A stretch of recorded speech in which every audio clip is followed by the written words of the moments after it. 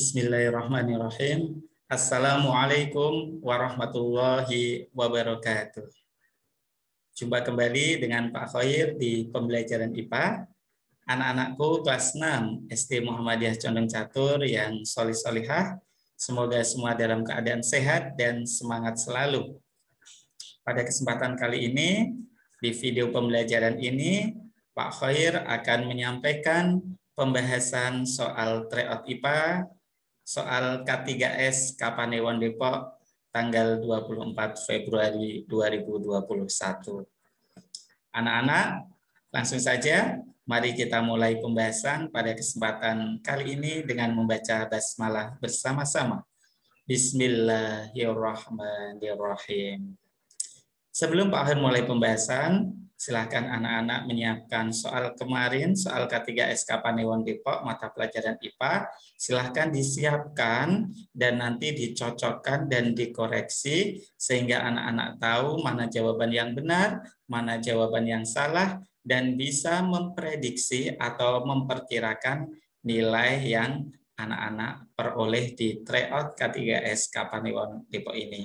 Semoga di tryout K3S Kapanewon Depok ini anak-anak mendapatkan hasil yang maksimal dan tentunya meningkat dari tryout-tryout sebelumnya. Amin.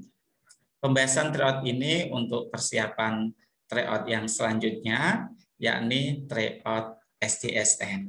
Jadi tolong disimak baik-baik dari awal sampai akhir, jangan sampai di skip ataupun diputus-putus ataupun di loncat-loncat atau lompat-lompati video ini. Jadi perhatikan, simak baik-baik dari pembahasan soal nomor 1 sampai soal nomor 50. Oke, Pak Khoir mulai di soal nomor 1 untuk tryout IPA K3S Kapanewon Depok.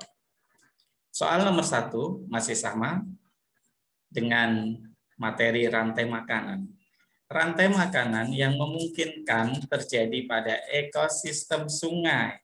Di sini yang ditanyakan adalah ekosistem sungai. Ingat anak-anak, syarat rantai makanan yang tepat adalah satu, organismenya harus bisa hidup di ekosistem tersebut. Yang kedua, harus urut pola makan dan dimakannya. Jawabannya nomor 1 adalah A, lumut, ikan kecil, ikan gabus, dan ular. Kenapa B salah ini? Nah, kura-kura tidak makan gurame. Kemudian yang C, plankton, cacing, ikan pari juga tidak di ekosistem sungai, ini di ekosistem laut. Kemudian yang D, ganggang, udang, ikan mas, dan katak. Katak di sini tidak makan ikan mas, katak merupakan insektivora. Sudah cukup jelas untuk nomor 1 ini. Jawabannya A. Lumut, ikan kecil, ikan gabus, ular. Pak Khoir lanjutkan. Nomor 2. Hubungan erat antara katak dengan teratai. Ini kelihatannya contoh simbiosis yang masih kurang familiar untuk kalian ya. Masih asing ya. Mungkin bisa dianalisis ataupun diterka, kira-kira apa ya hubungan katak dengan teratai. Nah, katak itu kan bisa hidup di 2 tempat, di air dan juga di darat. Sementara teratai itu merupakan tumbuhan hidrofit, tumbuhan yang hidup di air. Bisa saja karena daun teratai yang luas atau lebar, katak bisa berlindung atau bertempat di daun-daun teratai tersebut. Nah, dari ini bisa diketahui bahwa katak dan teratai itu kemungkinan, kalau kalian belum tahu ya, kalian bisa menganalisis bahwa katak dan teratai itu membentuk simbiosis komensalisme, yaitu satu untung, satu tidak untung, tidak rugi. Mana yang menunjukkan hubungan tersebut? Jawabannya adalah yang C. Katak mendapatkan tempat berlindung, sementara teratai tidak untung, tidak rugi. Nomor 3. Lanjut. Tumbuhan talas. Nah, talas ini salah satu kelompok tanaman keladi. Ini sudah muncul di tryout yang pertama kalau nggak salah, tryout Kabupaten 1. Tumbuhan talas yang hidup di daerah lembab memiliki ciri khusus berupa, sudah tentunya karena dia hidup di daerah lembab, dia memiliki daun lebar dan tipis untuk mempercepat penguapan. Jawabannya yang B. Nomor 4. Perhatikan tabel berikut. Ada nama hewan, landak, kelelawar, bunglon, cecak, beruang kutub. Cara adaptasi, hibernasi, autotomi, ekolokasi, kamuflase, dan mimikri. Pasangan yang tepat antara hewan dan cara adaptasinya adalah, dari sini kalian harus mengetahui dulu istilah-istilah dalam adaptasi. Ini yang A ada hibernasi. Hibernasi itu adalah istirahat panjang atau tidur panjang yang dilakukan oleh hewan-hewan tertentu. Hewan-hewan tertentu ini misalnya landak bisa, kemudian tupai, kemudian beruang, nah itu juga bisa berhibernasi. Yang kedua, autotomi. Autotomi merupakan cara adaptasi yang dilakukan hewan untuk melindungi diri dari musuhnya dengan cara memutuskan ekor. Autotomi. Biasanya apa? Cecak. Ekolokasi. Ekolokasi yaitu cara adaptasi yang dilakukan hewan tertentu dengan cara memantulkan bunyi, kemudian menerima bunyi pantul tersebut, sehingga dia mengetahui posisi mangsa ataupun musuh yang ada di sekitarnya. Biasanya yang memiliki kemampuan ekolokasi ini diantaranya adalah hewan nokturnal. Contohnya adalah kelelawar. Kemudian kamuflase. Kamuflase ini adalah penyamaran. Penyamaran di sini yang dimaksudkan yang bagaimana hewan-hewan tertentu lebih memilih tempat yang sesuai dengan warna tubuhnya. Misal, belalang daun itu lebih suka hinggap di dedaunan berwarna hijau yang sama dengan tubuhnya. Jadi dia bisa menyamar. Itu namanya kamuflase. Kemudian kalau yang mimikri, kalau mimikri ini kemampuan yang dimiliki oleh hewan-hewan tertentu untuk merubah atau mengubah warna kulitnya. Jadi kulitnya itu bisa berubah sesuai dengan tempatnya. Nah, kalau kamuflase tadi tidak berubah warna kulitnya, hanya saja hewan-hewan tertentu melakukan penyamaran dengan memilih tempat yang sama dengan kulitnya. Kalau mimikri, dia bisa merubah warna kulitnya. Mari kita cek pilihannya. A. 1A. Landak hibernasi. Bisa, landak merupakan salah satu hewan yang hibernasi. 3D. Bunglon kamuflase. Bunglon itu bukan kamuflase, karena bunglon itu bisa merubah warna tubuhnya sesuai dengan tempatnya, maka bunglon di sini adalah kemampuannya mimikri. Berarti 3D salah. B. 2C. Kelelawar, kemampuan ekolokasi. Benar ya? 4D. Cecak, kamuflase. Tadi cecak apa? Autotomi. Berarti 4D salah. Yang C, 3C, bunglon. Ekolokasi jelas salah, ini bunglon tidak memiliki kemampuan ekolokasi. Kemudian 4B,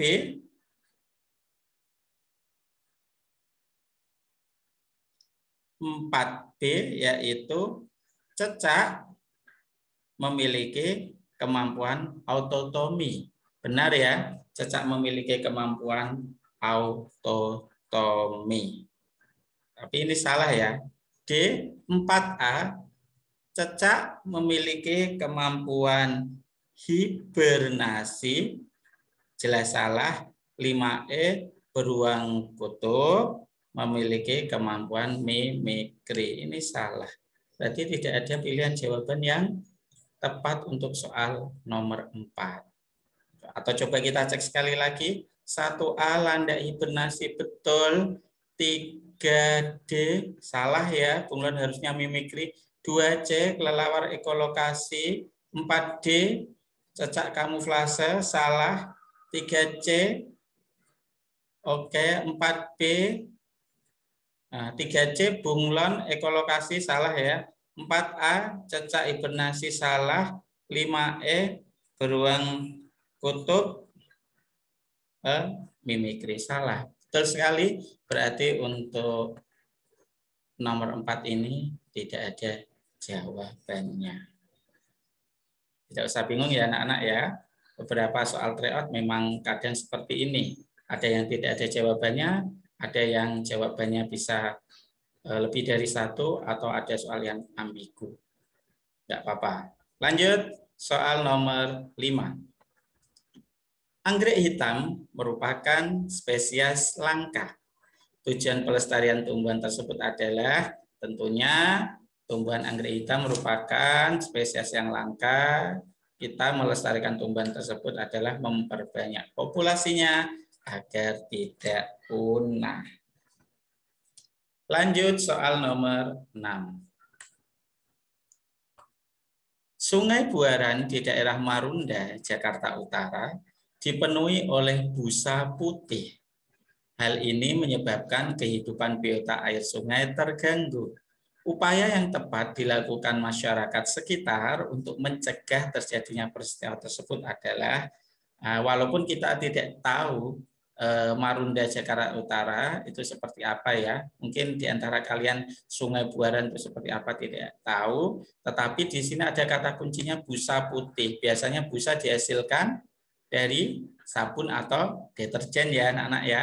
Hal ini menyebabkan kehidupan biota air sungai terganggu. Upaya yang tepat dilakukan masyarakat sekitar. Berarti apa sih yang bisa dilakukan masyarakat sekitar untuk mencegah terjadinya peristiwa tersebut? Ya, tentunya karena busa itu merupakan sisa buangan dari sabun atau deterjen, maka sebaiknya masyarakat sekitar menggunakan deterjen secara bijak. Oke, yang paling tepat yang C. Lanjut nomor 7.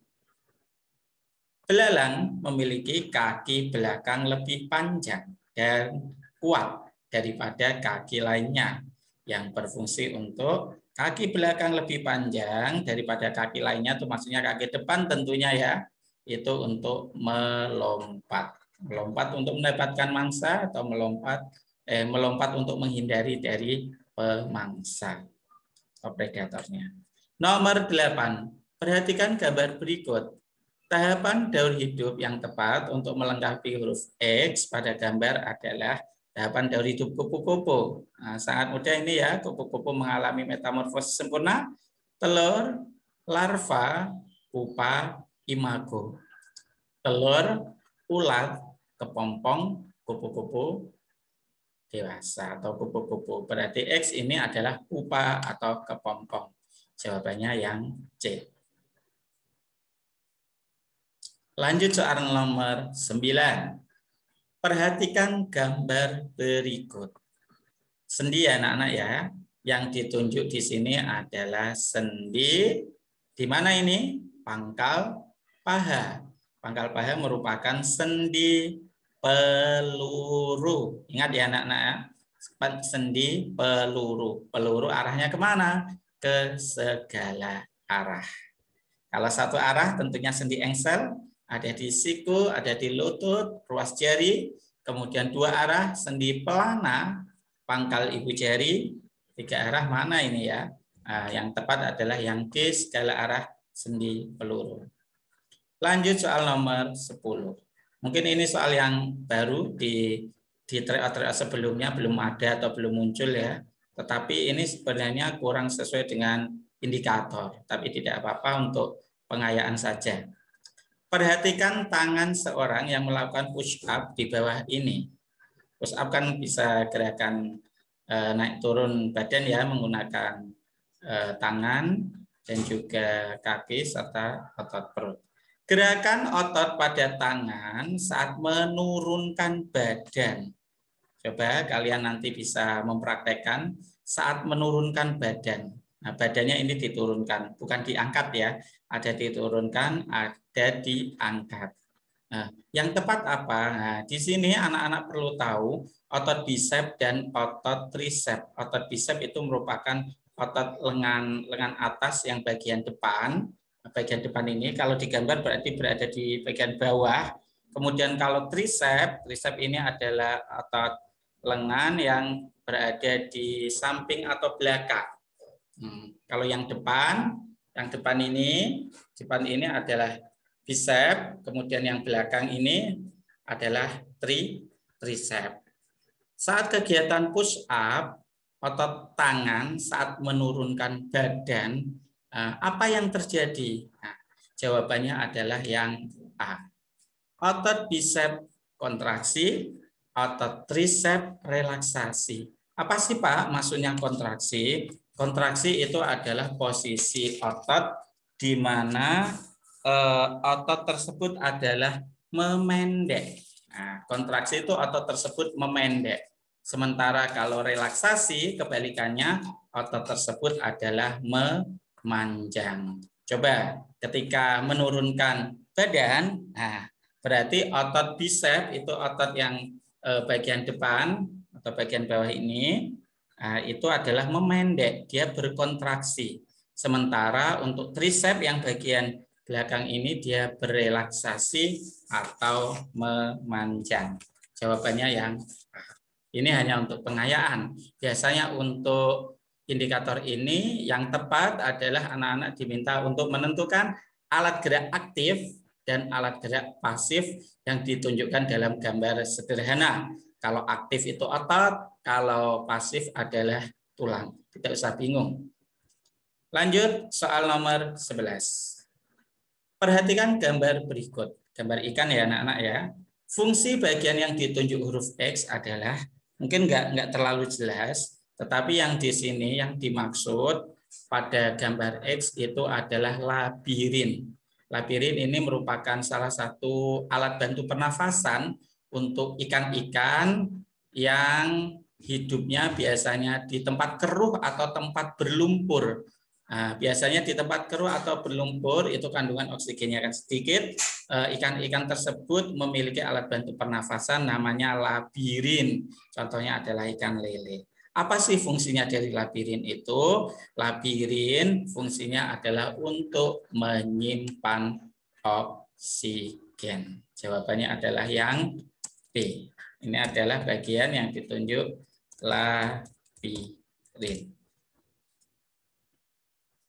Soal nomor 12, sistem pencernaan manusia. Tentunya soal ini sudah mudah bagi kalian karena sudah sering muncul dan seharusnya benar. Karena ini soalnya ya seputar sistem pencernaan manusia.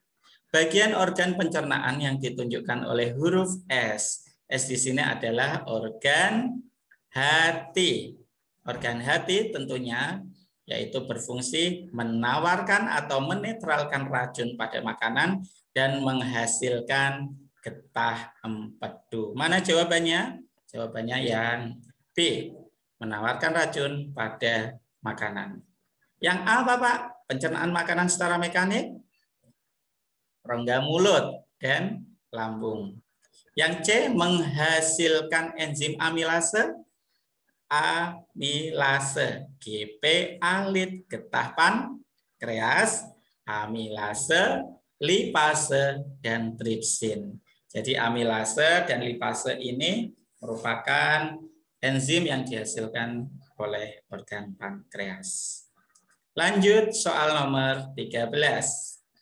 Sistem peredaran darah. Nah, perlu cermat. Nah, ketika anak-anak menemukan soal ini, anak-anak harus cermat alirannya itu bagaimana sih urutannya gitu ya. Coba kita cek dulu alirannya dari paru-paru kemana? 9 ke 7, 2, 4, 8, 10, 6, 1, 3, 5, kembali lagi ke 9. Lanjut ke pertanyaannya.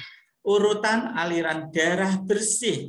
Darah bersih berarti sebelah mana? sebelah kiri. Yang kiri adalah sebelah sini. Kalau ini adalah sebelah kanan. Nah, ini ada keterangan tambahan.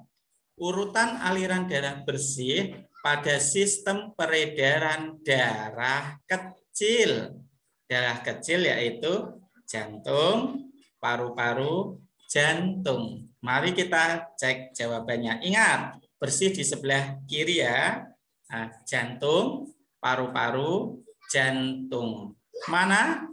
4, 8, 10. Loh, kok di sini melalui seluruh tubuh? Berarti bukan darah kecil. Ini darah besar. B, 7, 2, dan 4. 7, 2, dan 4. Ini tadi dari paru-paru ya. Paru-paru, kemudian lanjut ke jantung. Bagian jantungnya yang mana? 7, 2, 4. Oke, betul ya. Ini jawabannya. Peredaran darah kecil yang kaya oksigen atau darah bersih. Kan dari sini ya, paru-paru ke jantung. Kemudian yang C, 10, 6, 1 dari seluruh tubuh. Salah. Yang D, 1, 5, 9, 11 ini. Ini peredaran darah kecil, betul. Tetapi karena sebelah kanan, ini adalah kotor. Oke, yang kiri ini adalah yang bersih, yang kanan adalah kotor. Kalau peredaran darah kecil itu bagian yang atas ini karena ke paru-paru, kemudian peredaran darah besar yang bawah yang menuju seluruh tubuh. Jawabannya B, 7, 2, 4. Nomor 14. Perhatikan gambar. Urutan peredaran darah yang banyak mengandung karbon dioksida. Peredaran darah apa? Kotor tentunya. Kalau banyak mengandung karbon dioksida, sebelah mana? Sebelah kanan. Mari kita cek jawabannya. 8, 6, 7, 9. Langsung ketemu jawabannya.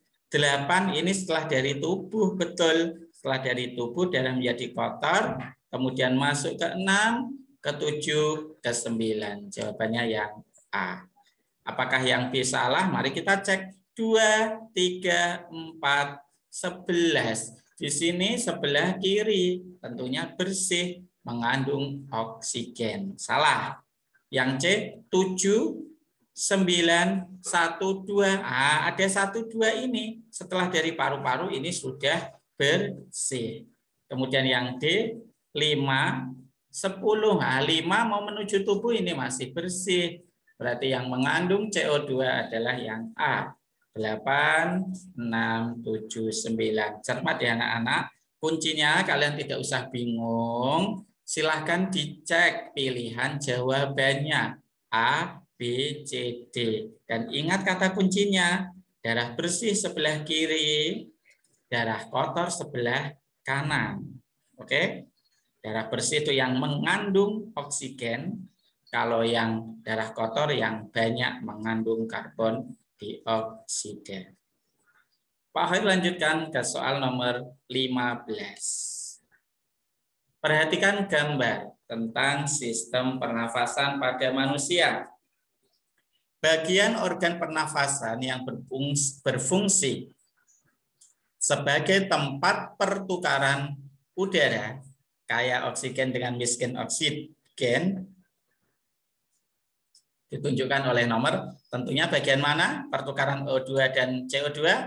Bagian alveolus. Yang mana? Nomor 4. D. Cukup mudah ya. Nah, lanjut. Soal nomor 16. Belakangan ini semakin banyak jenis makanan cepat saji atau dengan beragam olahan yang sangat menarik. Di bawah ini yang bukan. Nah, jangan sampai kalian terkecoh ya. Di sini ada kata-kata bukan, merupakan akibat dari terlalu banyak mengkonsumsi makanan cepat saji. Yang bukan ya. Tentunya Kalau makanan cepat saji itu kan kurang baik untuk kesehatan. Nah, yang bukan merupakan akibat yaitu yang A, menyebabkan badan menjadi sehat. Kegemukan, sakit jantung, stroke itu bisa salah satu akibat dari sering atau terlalu banyak mengonsumsi makanan cepat saji. Jawabannya A. Nah, mungkin ada yang terkecoh ini dengan kata bukan. Nah, gitu ya anak-anak ya. Jangan sampai kalian terkecoh. Lanjut, soal nomor 17, sistem percobaan pada organ pernafasan. Sering sekali keluar kalau salah kebangetan, berarti kurang cermat, kurang teliti. Intinya apa? Ditarik, tekanan rendah, udara masuk, balon mengembang. Dilepas atau ditekan ke atas, tekanan naik, udara keluar, balon menempis. Mana jawabannya? Jawabannya adalah berdasarkan gambar di atas, apabila membran karet ditekan ke atas berarti dilepaskan. Tekanan udara di dalam botol kaca naik, udara keluar melalui sedotan sehingga balon menyusut. Soal seperti ini tidak boleh salah, karena dari tryout pertama sampai tryout kelima ini selalu muncul. Semoga anak-anak bisa lebih teliti. Lanjut, soal nomor 18. Edo merasakan sakit ketika menelan makanan. Suhu tubuhnya tinggi, batuk, dan ada pembengkakan pada faringnya. Usaha yang dapat dilakukan untuk mencegah gangguan organ seperti yang diderita Edo adalah biasanya berarti ini radang ya, radang tenggorokan. Nah, apa yang bisa dilakukan? Tentunya olahraga teratur ya untuk kesehatan secara menyeluruh. Mengkonsumsi makanan pedas nanti malah tambah sakit. Mengkonsumsi minuman bersoda kurang baik. Menghindari benda beraroma menyengat dan memperbanyak minum. Mengurangi konsumsi minuman berpemanis buatan dan memakai masker. Nah, inilah yang paling tepat. Nah, kalau berpemanis buatan biasanya untuk ini tenggorokan kurang baik, atau untuk kerongkongan kurang baik. Karena ini sistem pencernaan ya. Kalau memakai masker kan untuk menghindari, ini ada gejala batuk di sini. Kalau menghindari benda beraroma menyengat itu kurang spesifik. Tidak bisa mencegah untuk yang pembengkakan pada faringnya itu. Oke, lanjut soal nomor 19. Perhatikan tabel berikut. Disajikan nama tumbuhan dan cara perkembangbiakannya. Ada pisang, kunyit, jagung, lumut. Cara perkembangbiakannya, biji, spora, tunas, dan akar tinggal. Mari kita cek satu persatu pilihan jawabannya. Pasangan yang tepat antara tumbuhan dan cara perkembangbiakannya ditunjukkan oleh nomor 1C. Pisang, tunas betul, 2A kunyit biji salah. B. 2D. Kunyit akar tinggal betul, 3B jagung spora salah. C. 3A. Jagung biji betul, 4C lumut tunas salah. Kemudian D. 3A jagung biji betul, 4B lumut spora benar. Jawabannya yang D. 3A, 4B. Nomor 20. Perhatikan pernyataan berikut. Ciri pubertas pada laki-laki ditunjukkan oleh nomor. Mari kita cek ya, ini yang ditanyakan laki-laki. Soal seperti ini tentunya kecermatan yang perlu kalian miliki. Suara membesar laki-laki. Pinggul membesar perempuan. Dada membesar laki-laki. Dada membidang laki-laki. Dada membesar perempuan. Tumbuh jagung laki-laki. suara melengking perempuan. Jawabannya ya A. 1, 3, 5. Nomor 21. Perhatikan tabel berikut. Disajikan nama benda dan sifat benda. Pasangan antara benda dengan sifatnya yang tepat ditunjukkan oleh nomor oli benda cair. Menekan ke segala arah dan bentuk berubah sesuai wadahnya. Betul ya, benda cair dia menekan ke segala arah, bentuk berubah sesuai wadahnya. Nitrogen, benda gas, volume berubah-ubah, bentuk tetap. Salah ya, benda gas bukan bentuknya tetap. Batu, bentuk tetap betul, volume berubah, salah. Bensin, bentuk berubah sesuai wadah, volume tetap. Jadi jawabannya adalah yang B, 1 dan 4. Soal nomor 22.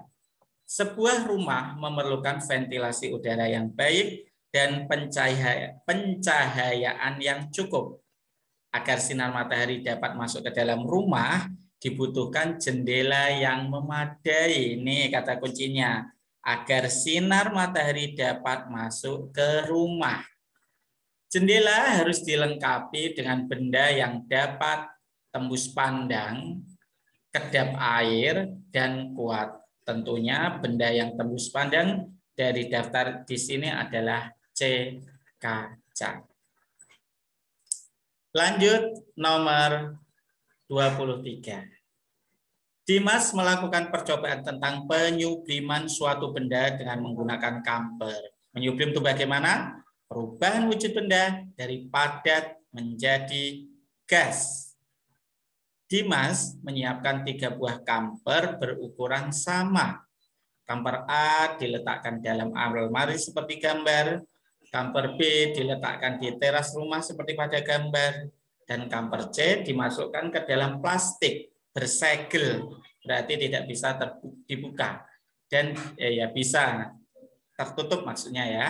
Dan diletakkan di dalam ruangan. Setelah 1 minggu, ukuran kamper sebagai berikut. Kamper A di sini lebih kecil dari ukuran semula. Berarti menyublim. Kamper B lebih kecil daripada kamper A. Dia juga menyublim. Kamper C seolah-olah tidak berubah ukuran karena tadi dimasukkan ke dalam plastik yang bersegel. Dari hasil percobaan tersebut dapat disimpulkan bahwa jawabannya yang mana? Nah, jawabannya adalah yang C. Semakin luas ruangan, semakin cepat benda itu menyublim. Nah, ini dibuktikan di ruangan B, di teras rumah, dapat cahaya matahari, dia kan di ruang terbuka. Dia paling kecil di antara ketiga kamper. Dalam waktu yang sama ya tentunya ya, dengan ukuran yang mula-mula sama.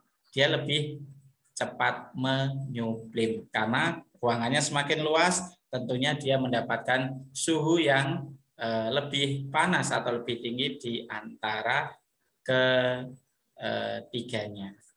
Lanjut. Nomor 24. Kegiatan berikut yang memanfaatkan perubahan wujud secara menyublim, lagi-lagi menyublim, perubahan wujud benda dari padat menjadi gas. Meletakkan es batu di gelas sampai dindingnya basah, mengembun. Meletakkan kamper, ya ini tadi sudah sesuai soal nomor 23. Tentunya harus benar ya, karena sudah dijelaskan di nomor 23. Kalau melakukan kegiatan membatik, menggunakan malam, itu kalau malamnya kita panaskan, itu mencair. Kalau malamnya kita letakkan di kain, itu namanya membeku. Kalau menjemur padi di sawah sampai menjadi kering, menguap ya, karena airnya terkena panas matahari, sehingga airnya menguap dan padinya menjadi kering. Soal nomor 25. Perhatikan gambar di bawah ini. Peralatan di atas banyak menggunakan bahan dari aluminium. Tentunya ini peralatan rumah tangga, ada panci dan lain sebagainya. Nah, kenapa dipilih aluminium? Karena apa? Sifat yang dimiliki oleh aluminium kuat tentu ya, ringan ya, murah. Kalau murah ini dibanding apa? Murah ini harganya ya, bukan sifatnya ya. Kemudian yang B, tahan karat, kedap air, kemudian awet. Awet belum tentu. Nah, tahan karat, bisa sih, bisa berkarat. Yang C, elastis, bukan elastis. Kemudian ringan, kedap air. Nah, tahan karat ini ya bisa berkarat, tapi memang dia cukup awet, cukup sulit untuk berkarat. Jawabannya adalah yang ini, yang awet ini yang kurang tepat ya. Ini bukan salah satu sifat yang dimiliki oleh benda-benda tertentu. Ya tergantung dengan perawatan dan penggunaan kalau awetnya relatif. Jawabannya adalah yang D. Yang dimanfaatkan karena dia tahan panas, ringan, dan mudah menghantarkan panas. Sifat yang paling tepat adalah yang D. Oke anak-anak, demikian untuk pembahasan soal tryout K3S Kapanewon Depok. Ini baru sesi 1 ya, untuk soal nomor 1 sampai 25. Nanti Pak Hoyer lanjutkan di sesi yang kedua, soal nomor 26 sampai 50. Silakan dipelajari kembali materi-materi yang telah Pak Hoyer sampaikan, pembahasan-pembahasan yang telah Pak Hoyer sampaikan. Kalau masih ada yang belum difahami atau masih ada yang mengalami kesulitan, langsung menghubungi Pak Hoyer untuk bertanya, boleh lewat WA, kemudian nanti Pak Hoyer insya Allah juga akan menjawabnya. Oke anak-anak, demikian pembahasan tryout K3S Kapanewon Depok sesi 1 soal nomor 1 sampai 25. Semoga bermanfaat. Tetap semangat, tetap jaga kesehatan. Sampai ketemu di pembahasan sesi yang kedua. Terima kasih. Wassalamualaikum warahmatullahi wabarakatuh.